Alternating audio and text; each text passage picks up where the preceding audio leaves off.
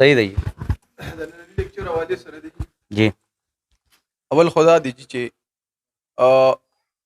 منګه باندې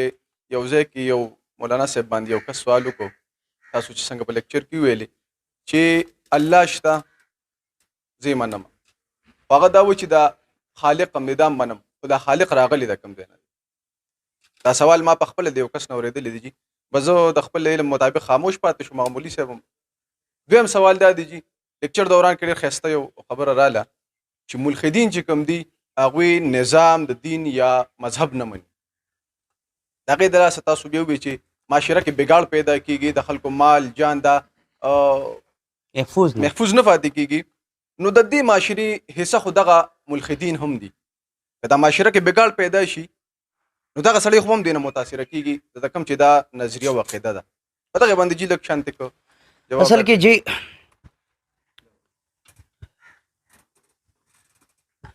دومره جی تاسو یو کنسپټ دا کلیر کې کنه جی چې مونږه د کریشن او د مخلوق په حواله باندې دا خبره اتره کولې شو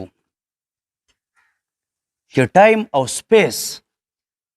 د دې د کم ځای نه دا کله او څنګه راغی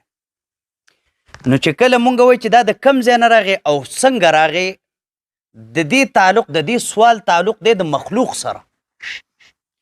او چې کله جی الله تعالی یا هر څه چې ګاډ کم یو دی چې څوک کم یو مني مونږ به د مطلق خدای خبره کوو صرف د الله خبره نه ګاډ دی جی خدای دی نو دا خالق دی او خالق د ټایم او د زمانې دواړو نه مبرا دی لکه بل فرض تقدیر لکه که پرس که دغه سړي ستا نه دا تپوس کړی وی چې کله جی زمانه نه و نو الله چېرته و چې کله ټایم نه و نو الله چېرته و نو الله تعالی خو زمانې ته محتاج نه دی لہذا الله تعالی په حواله باندې دا سوال کول چې دا د کم ځای نه راغی دې ته منطقي مغالطه ویلی کېږي منطقي مغالطه ورته ویلی کېږي گویا کې هغه مونږه په یو غلط انداز باندې مونږه ټریټ کوي ورنه دا سوال د مخلوق متعلق دی لکه به طوري مثال مونږ یو ډاکټر ته ووایو چې ته انجکشن کولی شي خو لیکن خښته نه شي لګولی نو دغه سوال چې دی ایرلیونټ دی دلته متعلقه سوال به دی چې ته انجکشن دې وکړه یا صحیح ده او یا غلطه ده خو دا تپوس ته موږ د سر نه کولی نه شو چې دا خښته تا کږی ښودې ده که سیده دې ښودې ده ځکه چې دا خو د هغې سر نه کار دی نه هر چې دویم دا خبر تاسو وکړه چې چلو په معاشره کې بګاړ راځي د الحاد په وجه باندې نو دغه ملحدین خو هم د معاشرې حصه ده اټومیټیکلي هغه به هم پکې راځي اصل کې جی انسان چې دی که نه دا ډېر انتهایی حریص چیز دی که تاسو خیال کړی مونږ آیس کو مونږ چرس کو مونږ سیګریټ سکو او د سیګریټ په ډبې باندې ښه کلي عام لیکلي په واضح الفاظو کې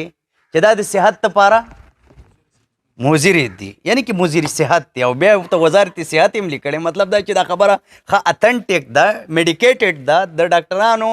او د پوهانو د قاعدې او د قانون مطابق ده انسان په دغه ځای کې جی د ډاکټرۍ او د خپل د صحت د اصولو د تقاضو خیال نه ساتي دا په دغه وخت کې د خپل زړه او د خواهشاتو خیال ساتي نو الله تعالی د انسان په بدن کې دوه شیزونه پیدا کړي یو دی دماغ د دې کار دی عقل او دویم دی زړه په دې کې دی خواهشات نو انسان د خواهشاتو همیشه دپاره تابع ده په خپله ښه او بده باندې نه دي نو ملحدین هم دې ته پته ورته لګي چې دا بګاړ راځي خو یې مړه چې بس انجای کړي نو او هغه وایي که نه چې لایف از انجای لایف چې دی که نه دا د انجایمنټ نوم دی